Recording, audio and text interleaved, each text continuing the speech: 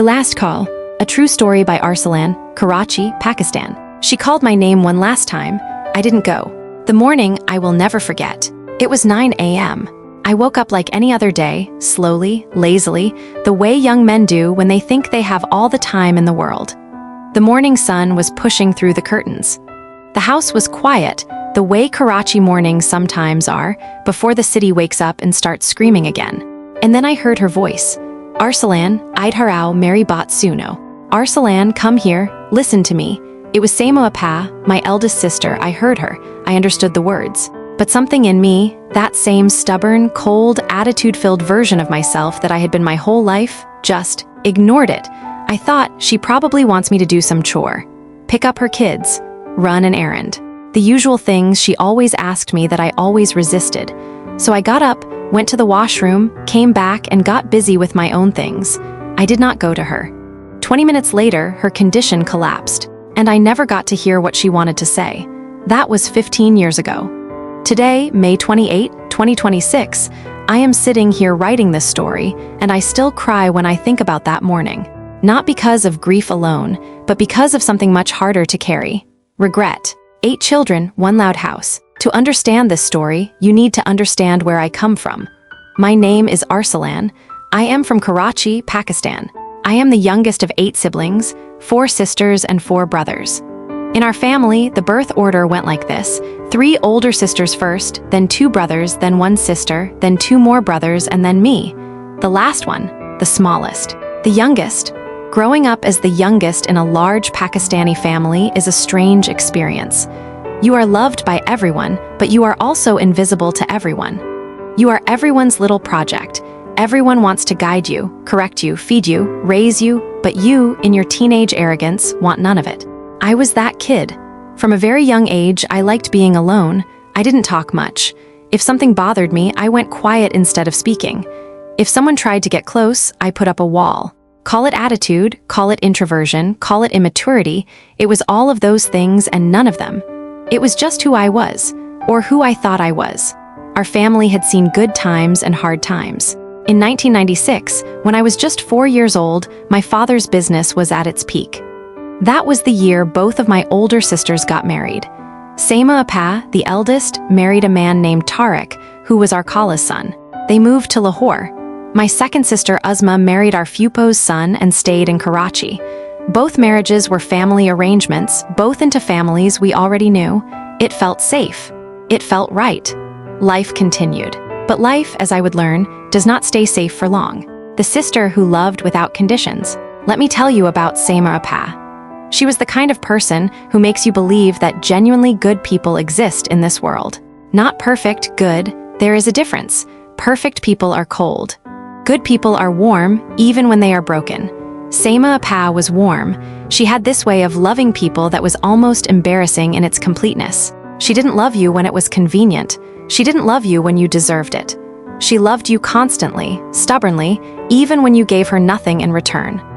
I know this because I was the one who gave her nothing in return, and she kept loving me anyway. When she used to go to the bazaar, even during those years when money was tight and she herself didn't have much, she would always come back with something for her brothers. A packet of biscuits, a small snack, sometimes just a cold drink. It wasn't about the money, it was about the thought. The fact that even when she was outside, her mind was on us. I didn't appreciate it then. I would take whatever she brought, maybe give a one-word thank you, and go back to whatever I was doing. I was young and stupid, and I thought that was just what older sisters did. I didn't understand that it was love. A very specific, very selfless kind of love. The fights I am not proud of. Samo Apa and her husband Tariq moved back to Karachi after things fell apart in Lahore. Tariq had built a garments factory in Lahore. They made children's suits, small formal clothes for boys. For a while, it was going well. But business can turn on you without warning. Some dealings went wrong, some money was lost, and then more was lost, and then everything was lost. They had to sell almost everything they had built. The factory, the assets, most of their savings. Only the property of a small mall remained. They came back to Karachi with 2 children, a son and a daughter, and they started again. Tariq found work at a garments factory here, as an employee this time, not an owner. They lived simply, quietly. with dignity even in difficulty. Seima Apa never complained.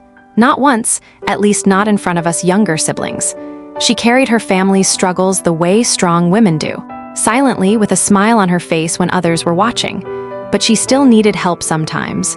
Small things, and that's where I failed her. The thing I remember most, the thing that stays with me like a stone in my chest, is picking up her children from school. She would ask me, not every day but sometimes. And every time she asked, I would argue, why me? Why is this my responsibility? I have my own things to do, let someone else go. We fought about it, more than once, more than I want to admit. Looking back, what was I even doing that was so important? What did I have going on that was more valuable than 5 minutes of walking to a school gate and bringing home 2 small children who looked up to me? Nothing, I had nothing, I was just stubborn. And the food. This one still makes me emotional in a way I cannot fully describe. There were times, I don't even remember exactly why, when I would refuse to eat. Maybe I was in a bad mood. Maybe I was being dramatic. Maybe I just wanted to be difficult, the way teenagers sometimes do for no real reason. Seima Apa would not accept it. She would come to me, literally hold my face in her hands and force-feed me, not in a cruel way. In the most loving, most stubborn, most ridiculous way, she would say, "Main bi dekai hun, kis na hai kai ga, ma kale." Let me see how you don't eat. Open your mouth. And I, a teenage boy with an attitude problem, would sit there getting hand-fed by my eldest sister like I was still a baby. And I hated it. I genuinely hated it in that moment. I would pull away, I would grumble, I would make her feel like she was doing something wrong. She never stopped. Every single time. She never stopped. When silence becomes dangerous, hepatitis C is a quiet disease. It doesn't announce itself loudly. It works slowly, in the background, damaging what it needs to damage while the person living with it tries to keep going, tries to keep smiling, tries to keep feeding her stubborn younger brother by hand. I don't know exactly when Seima Apa's health started declining. I was young and self-absorbed and not paying attention to the things I should have been paying attention to. By the time I noticed she was unwell, she had already been fighting it for some time. There are moments in life when you can see something is wrong, but you choose not to fully understand it, because understanding it means accepting something unbearable. I think I did that with Seima Apa's illness. I saw her getting weaker. I noticed she was tired more often. I noticed things were harder for her, but I kept my distance. Because that's what I did. That was my personality. Don't get too close. Don't show too much emotion. Stay behind your wall. The wall I built to protect myself became the wall that kept me away from her in the last chapter of her life. 9 a.m., the last call. It was 2011. I was in my mid-20s, old enough to know better. Old enough to understand what it means when someone who loves you asks for your attention. And yet, that morning, I woke up at 9 a.m. The house had its usual morning sounds, and then her voice came through. Arsalan, I'd harao. Mary Batsuno. I remember the exact sound of it. It was not urgent. It was not desperate. It was soft, actually. Tired. The way a person sounds when they have been carrying something heavy for a very long time and they finally want to put it down. She wanted to talk to me, and I ignored her. I told myself she probably wanted something minor. I told myself I would go later. I told myself there would be time. I went to the washroom. I came back. I opened my phone or my book or whatever small, unimportant thing had my attention that morning. I did not go to her. A little while later, everything happened quickly. Her conditions suddenly worsened. There was chaos in the house. The kind of sudden, sharp chaos that only happens when something is deeply, irreversibly wrong. People rushing, voices rising, and then the terrible stillness that comes after. Seima Apa, my eldest sister, the one who used to bring me snacks from the bazaar, the one who would hold my face and force-feed me when I refused to eat, the one who fought with me about picking up her children, the one who loved me without conditions for my entire life, was gone. And the last thing she ever asked of me was to come to her, and I didn't go. What grief actually feels like. People talk about grief like it is a wave, like it crashes over you and then recedes, like it is something that happens to you from the outside. But the grief I felt, the grief I still feel, doesn't come from outside. It comes from inside. It lives in a specific memory, in a specific morning, in a specific voice saying a specific sentence that I will hear for the rest of my life. Arsalan, Idharau Mary Bot Suno. In the weeks and months after she passed, I kept asking myself the same question. What did she want to say? What was it that she needed me to hear that morning? Was it something important? Was it something small? Was she scared? Was she trying to say goodbye? I will never know. That not knowing is its own kind of pain. A permanent, unanswerable question that sits in the center of your chest. But the regret is not only about that morning. If I am honest, and this story demands honesty, the regret goes back much further. It goes back to every time I refused to pick up her children from school. Every time I argued instead of just saying yes. Every time she brought me something from the bazaar, and I didn't look up from what I was doing to really see her. Every time she held my face in her hands and fed me, and I sat there being difficult instead of understanding that this woman was pouring her love into me in the most direct, most physical, most human way possible. She was not feeding me food. She was feeding me herself, her time, her energy, her love.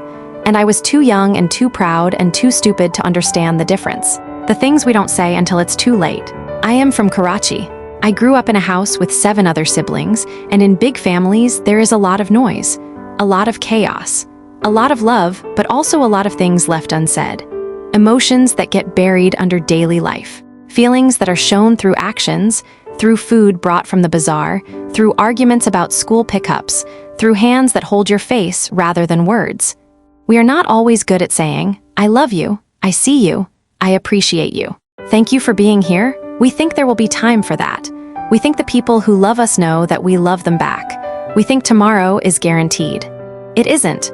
I have younger siblings who grew up watching me be distant, watching me have attitude, watching me be the guy who didn't show emotion. And I wonder sometimes what lessons they took from that. I wonder if I made it harder for them to express love openly because I never modeled it. I wonder a lot of things now that I couldn't wonder then. Because then I was too busy being cool, too busy being independent, too busy building my wall.